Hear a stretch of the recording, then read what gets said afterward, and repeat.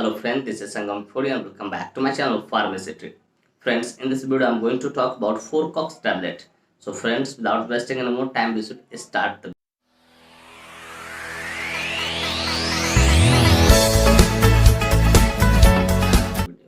Friends, video को शुरू करने से पहले कुछ बातें मैं यहाँ पे शेयर करना चाहूँगा जो कि आपके लिए एक तरह से वार्निंग है।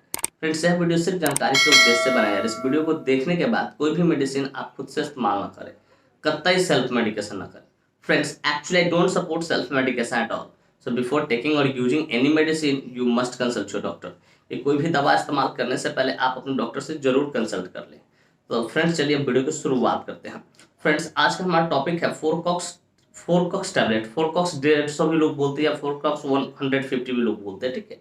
फ्रेंड्स, 4-COX 150 टैबलेट बहुत ही शानदार, बहुत ही प्रचलित मेडिसिन है जिसका इस्तेमाल ट्यूबरकुलोसिस को ठीक करने के लिए किया जाता है कि जो अगर कोई पेशेंट टीबी से सफर कर रहा है तो उसको ठीक करने के लिए इसका इस्तेमाल किया जा सकता है। अब टीबी किसी भी प्रकार का हो सकता है, उसमें मैं आगे चर्चा करूंगा। फ्रेंड्स, यह मेडिसिन एंटी ट्यूबरकुलोसिस कैटेगरी से बिलोंग करता है। अब जाहिर सी बात है, मैंने इस टर्म का इस्तेमाल किया है तो मेरे व्यूअर्स पूछेंगे sir what is the exact meaning of anti tuberculosis. तो डियर व्यूअर्स, कि एंटी ट्यूबरकुलोसिस कहने का अर्थ होता है कोई भी वैसा मेडिसिन जो ट्यूबरकुलोसिस मतलब टीबी के खिलाफ जाके काम करे, उसके ग्रोथ को रोके, ठीक है, उस प्रिवेंट करे, बचाए उससे, तो उसे हम लोग वैसे मेडिसिन को हम लोग एंटी ट्यूबरकुलोसिस कैटेगरी का मेडिसिन कहते हैं या उसके अंतर्गत इसको हम लोग रखते हैं। तो डियर व्यूअर्स, मैं उम्मीद करता हूँ कि ये बातें आपको अच्छे से समझ में आ गई होगी। फिर चलिए बात करना चाहें कौन सी कंपनी इसको मैन्युफैक्चर करती है, क्या इसके अंदर मॉलिक्यूल्स पाए जाते हैं, क्या इसके यूसेज होते हैं, क्या इसके कॉन्ट्राइंडिकेशन होते हैं, क्या इसके साइड इफेक्ट्स होते हैं और क्या इसके डोज होते हैं और कैसे इसको लिया जाता है। इन सारी बातों पर हम लोग चर्चा करेंगे इस वीडियो में बहुत डिटेल से। Friends, I will make you understand each and everything in a very simple way. तो फ्रेंड्स, मैं यहाँ पे हर एक चीज़ों को बहुत शानदार तरीके से, बहुत सस्ता वाले तरीके से समझाऊंगा। तो friends, first of all I would like to talk about which company manufactures it.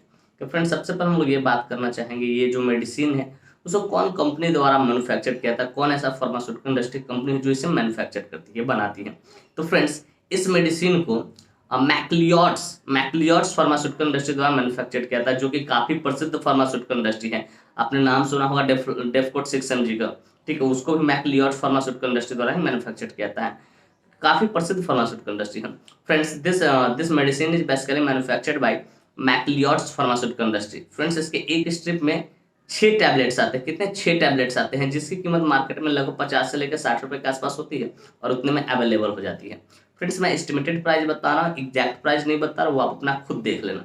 Friends, मैं उम्मीद करता हूँ कि ये बातें बिल्कुल अच्छे तरीके से आपको समझ में आ गया हो, कौन सी कंपनी इसको मैन्युफैक्चर करती है, ठीक है, और इसके एक स्ट्रिप में कितने टैबलेट्स आते हैं और क्या इसके एस्टिमेटेड प्राइस होते हैं।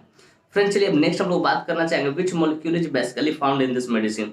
बेसिकली ये जो मेडिसिन होता है, ठीक है, उसके अंदर कौन कौन से मॉलिक्यूल्स पाते हैं। तो फ्रेंड्स, थोड़ा बहुत तो आप भी दिमाग लगा सकते हैं कि नाम से ही क्लियर 4-COX मतलब 4 मतलब क्या, 4। तो बेसिकली इसके अंदर 4 मॉलिक्यूल्स पाए जाते हैं, चारों अलग अलग अमाउंट में पाए जाते हैं। लेकिन एक और बात मैं आपके साथ यहाँ पे शेयर करना चाहूंगा कि फ्रेंड्स, अगर आप इंटरनेट पे सर्च करेंगे, ठीक है, तो इंटरनेट पे सर्च करेंगे तो जो अमाउंट, जो मेडिसिन मॉलिक्यूल का जो अमाउंट, वो पुराना वाला ही अभी ऐड किया हुआ है। लेकिन अभी जो अपडेट आया है मैं उसको जरूर यहाँ पे लिख दूंगा, क्योंकि दोनों में चेंजिंग है। अभी जो आप मेडिसिन 4-COX लेंगे, ठीक है, और उसे इंटरनेट पे मिलाएंगे, ठीक है, इंटरनेट पे सर्च करके देखें तो जो मॉलिक्यूल्स का जो क्वांटिटी है, अमाउंट है, वेरी है, अलग अलग है, सब में कहीं ना कहीं थोड़ा थोड़ा बढ़ाया गया है। तो चलिए 1 by 1 करके बात करते हैं और मैं अपडेटेड अमाउंट को यहाँ पे लिखूंगा, ठीक है। यहाँ पे आपको जो दिखाई देगा वो अपडेटेड अमाउंट होगा, नेट पे आप सर्च करेंगे तो मैच नहीं करेगा, इस बात को याद रखिएगा। अगर आप फिर मेडिसिन खरीदेंगे तो देखेंगे तो मैच कर जाएगा, ठीक है, क्योंकि हाल ही फिलहाल में मैंने इस मेडिसिन को खरीदा है किसी और के लिए, तो वहाँ पे देखा, मैंने सर्च किया तो दोनों में अमाउंट में अंतर है, क्योंकि नेट पे अभी भी अपडेट नहीं किया गया। तो फ्रेंड्स, नंबर 1 इसका मॉलिक्यूल है रिफाम्पिसिन पहला मॉलिक्यूल से। अगर इसको आप नेट पे देखेंगे, ठीक है, तो उसका अमाउंट कुछ और होगा, लेकिन खरीदेंगे अपडेटेड देखेंगे तो उसका अभी मैं अपडेटेड अमाउंट उस पर साइड से लिख दूंगा, ठीक है। नंबर 1 है रिफाम्पिसिन, सेकंड है आइसोनियाजिड, थर्ड है पायरिजिनामाइड, फोर्थ है इथाम्ब्यूटोल। ये चारों मिलकर क्या करता है, ट्यूबरकुलोसिस का जो बैक्टीरिया होता है, बड़ा जिद्दी होता है, उसको रोकने का काम करता है, उसको प्रिवेंट करने का काम करता है, ये चारों मिलकर। और चारों का अपडेटेड अमाउंट मैंने साइड में लिख दिया, वो आप देख लीजिए। फ्रेंड्स, मैं उम्मीद करता हूँ कि ये बातें आपको अच्छे से समझ में आएगी। 4-COX के अंदर कौन सा मॉलिक्यूल्स पाया जाता है, रिफाम्पिसिन पाया जाता है, आइसोनियाजिड पाया जाता है, फिर पायरिजिनामाइड पाया जाता है, फिर इथाम्ब्यूटोल पाया जाता है। फ्रेंड्स ये चारों मिलकर क्या करता है कि ग्रोथ को रोकता है, किसके, बैक्टीरिया के ग्रोथ को रोकता है, जो ट्यूबरकुलोसिस के लिए जिम्मेवार होता है, रिस्पॉन्सिबल होता है। फ्रेंड्स मैं उम्मीद करता हूँ कि बात आपको अच्छे से समझ में आ गई होगी।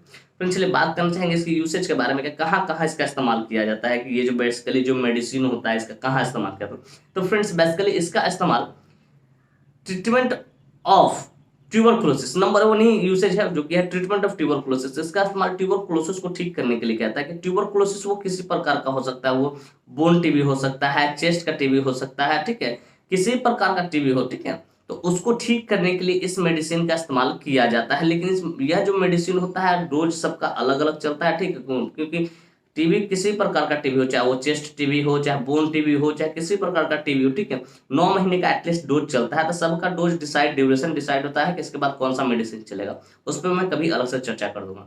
तो फ्रेंड्स इस मेडिसिन का इस्तेमाल सिंगल यूसेज है, समझिए, ट्रीटमेंट ऑफ ट्यूबरकुलोसिस, कि ट्यूबरकुलोसिस मतलब टीबी को ठीक करने के लिए किया जाता है। वो टीबी किसी प्रकार का हो सकता है, बोन टीबी हो सकता है, चेस्ट टीबी हो सकता है, किसी भी प्रकार का टीबी हो सकता है। फ्रेंड्स मैं उम्मीद करता हूँ इसके यूसेज आपको अच्छे से शानदार तरीके से समझ में आ गए होंगे। फ्रेंड्स चलिए बात करना चाहेंगे इसके मोड ऑफ एक्शन के बारे में कि आखिर ये काम कैसे करता है, ये जो मेडिसिन होता है आखिर काम कैसे करता है। तो फ्रेंड्स ये जो मेडिसिन होता है बेसिकली बड़ा सिंपल तरीके से काम करता है। It prevents the growth of bacteria या माइक्रो विच कॉज टीबी या ट्यूबरकुलोसिस। ये क्या करता है कि ये बैक्टीरिया का जो ग्रोथ होता है, जो टीबी का जो बैक्टीरिया होता है ना, माइक्रोबैक्टीरियम, ठीक है, वो बड़ा खतरनाक होता है, बहुत जिद्दी होता है, तो उसके ग्रोथ को ये क्या करता है, रोकता है।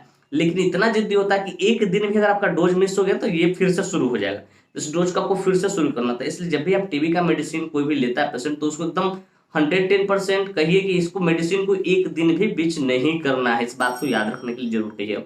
तो फ्रेंड्स मैं उम्मीद करता हूँ कि इसके मोड ऑफ एक्शन भी आपको बढ़िया से अच्छे से शानदार तरीके से समझ में आया। सिंपली ये क्या करता है, जो टीबी का जो बैक्टीरिया होता है उसके ग्रोथ को क्या करता है, स्टॉप करने का काम करता है, रोकने का काम करता है। फ्रेंड्स मैं उम्मीद करता हूँ कि ये बात आपको अच्छे से समझ में आ गए होंगे। फ्रेंड्स चलिए बात करना चाहेंगे इसके कंट्राइंडिकेशन के बारे में। Friends without knowing contraindication we should never ever administer any drug any medicine to anyone, कि बिना कंट्राइंडिकेशन जाने कभी भी किसी को भी कोई भी मेडिसिन आप एडमिनिस्टर न करें, इसका परिणाम घातक हो सकता है। खास करके ये मेडिसिन तो और न करें क्योंकि ये टीबी का मेडिसिन है।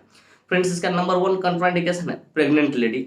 आपको प्रेग्नेंट लेडी में आपको नहीं देना है बिना डॉक्टर से कंसल्ट किए। फिर कहते हैं ब्रेस्ट फीडिंग मदर, की ब्रेस्ट फीडिंग जो मदर होती है, जो महिलाएं अपने बच्चों को स्तनपान कराती है, दूध पिलाती है, उसको भी आपको नहीं देना। फिर लीवर डिजीज और किडनी डिजीज, अगर कोई पेशेंट लीवर डिजीज से सफर कर रहा है उसको तो आपको नहीं देना है। अगर लीवर डिजीज सफर कर रहा है तो उसमें लीवर का मेडिसिन आपको ऐड करके ही देना होगा, क्योंकि ये मेडिसिन कहीं ना कहीं थोड़ा बहुत लीवर को डैमेज करती है, इस बात को याद रखिएगा। तो जो भी डॉक्टर होते हैं अगर लिखते हैं इस मेडिसिन को तो जरूर लीवर के लिए प्रोटेक्ट करने के लिए बोलते हैं कि हर 1 महीने बाद आपको टेस्ट करवाना है, एलएफटी टेस्ट करवाना है, और साथ में बेनाडोन जो पायरिडॉक्सिन करके आता है, ठीक है, विटामिन B6 जिसको बोलते हो, उस मेडिसिन को भी ऐड करते हैं कि जो लीवर को प्रोटेक्ट करके रखे। इस मेडिसिन की गर्मी बहुत ज्यादा होती है। तो फ्रेंड्स बेसिकली ये कुछ इसके साइड इफेक्ट, ये कुछ इसके कंट्राइंडिकेशन, इस तरह का कोई भी कंट्राइंडिकेशन हो उस पेशेंट को आपको नहीं देना है। अगर सबसे ज्यादा ध्यान रखना है आपको लीवर डिजीज, और उस पेशेंट लीवर डिजीज से सफर कर उसको आपको नहीं देना, क्योंकि ये ऐसे ही लीवर को थोड़ा बहुत डैमेज करती है, मेडिसिन लीवर पे असर डालती है। इसलिए डॉक्टर हमेशा प्रिस्क्राइब करते हैं कि मेडिसिन खाने के बाद 15 दिन बाद, हर 15 दिन पर, ठीक है, या महीने भर में आपको एलएफटी टेस्ट करवाना है, ताकि लीवर का फंक्शन सही है कि नहीं देखना बहुत जरूरी है।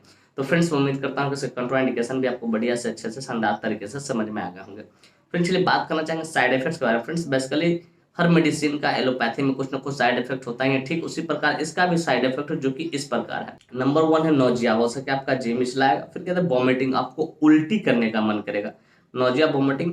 फिर कहते हैं डार्क कलर्ड यूरिन, कि अगर आप पेशाब करेंगे ना तो हो सकता है कि आपका जो पेशाब का जो कलर है वो डार्क हो जाएगा। जैसे आप बिकोसिल कभी लिए होंगे तो अनुभव किए होंगे कि बिकोसिल लेने के बाद आपका जो यूरिन होता है डार्क कलर का, तो उस हो सके उस तरह डार्क कलर का आपको यूरिन आउटपुट हो सकता है। फिर कहते हैं फीवर हो सकता है, थोड़ा बहुत आपको बुखार भी लग सकता है। तो ये कुछ इसके साइड इफेक्ट है। इस तरह का कोई भी साइड इफेक्ट देखिए आप तुरंत अपने डॉक्टर को कंसल्ट कर उन्हें इन्फॉर्म करके सर मुझे इस तरह की परेशानी हो रही है, इसके लिए कुछ ना कुछ वो सोचेंगे। तो फ्रेंड्स उम्मीद करता हूँ कि ये बात आपको अच्छे से समझ में आ गया होगा कि इसका साइड इफेक्ट क्या होता है। फ्रेंड्स चलिए बात करना चाहेंगे इसके डोज के बारे में। बेसिकली इसका डोज क्या होता है, कैसे दिया जाता है, तो और कितने दिनों तक दिया जाता है ये भी जानना आपको जरूरी है। तो फ्रेंड्स इसका जो डोज होता है खाली पेट, डॉक्टर कहता है कि खाली पेट लेने के लिए, खाली पेट लेने के लिए जैसे 1 × TDS एक दिन में 3 टैबलेट लेना, वो भी खाली पेट। क्या खाली पेट लेना है? सुबह दोपहर शाम, मतलब खाना खाने से 1 घंटा 1.5 घंटा पहले लेना। पेट आपका खाली होना चाहिए, उस समय लेना है। और ये जो मेडिसिन है ये लगभग चलती है 2 महीने तक। सब डॉक्टर अपने अपने तरीके से चलाता है, कोई 2 महीने चलाता है, कोई 3 महीने, लेकिन मैं जहाँ तक जानता हूँ, मेरी नॉलेज है, मैं हमेशा प्रेस्क्राइब जब भी करता हूँ, किसी को भी बताता हूँ, तो वो 2 महीने के लिए ही बताता हूँ। इसके बाद वाला बताता हूँ, फिर उसके बाद वाला 3 महीने 4 महीने बताओ, 3 महीने, उसके बाद वाला 4 महीने, ऐसे करके मैं बताता हूँ। ठीक, तो फ्रेंड्स मैं उम्मीद करता हूँ इसका डोज भी आपको बढ़िया से अच्छे से समझ में आ गया, और इसका ड्यूरेशन भी मैंने बता दिया कितने महीने तक देना है आपको। 2 महीने तक इसको कंटिन्यू देना है, और 1 दिन का भी डोज मिस नहीं होना चाहिए, तो फिर से आपको शुरू करना पड़ जाएगा। इस बात को याद रखिए, बड़ा जिद्दी होता है ये बैक्टीरिया। तो फ्रेंड्स मैं उम्मीद करता हूँ कि ये बातें आपको अच्छे से समझ में, इसका डोज क्या होता है। फ्रेंड्स मैं उम्मीद करता हूँ कि बातें बिल्कुल क्लियर क्रिस्टल हो गई। फोरकॉक्स टैबलेट क्या होता है, कौन सी कंपनी इसको मैन्युफैक्चर करती है, क्या इसके अंदर मॉलिक्यूल्स पाए जाते हैं, क्या इसके यूसेज होते हैं, क्या इसके कंट्राइंडिकेशन होता है, क्या इसके साइड इफेक्ट, और क्या इसके डोज होते हैं, और साथ में कितने दिनों तक देना है, ये भी आपको अच्छे से समझ में आ गया हो। और साथ में ये भी उम्मीद करता हूँ कि ये वीडियो काफी इन्फॉर्मेटिव, काफी इंटरेस्टिंग, काफी जबरदस्त लगी होगी आपको, और मेरे इस वीडियो से आपको कुछ ना कुछ सीखने को जरूर मिला होगा। Friends, if you find this video informative and interesting, hit the like button, subscribe my channel, and don't forget to share it with your medical friends and common friends. Thank you for watching this video. Bye bye. Take care. फिर मिलते हैं next video में। तब तक के लिए स्वस्थ रहिए, मस्त रहिए, ख्याल रखिए अपना और अपने परिवार का। Thank you. धन्यवाद।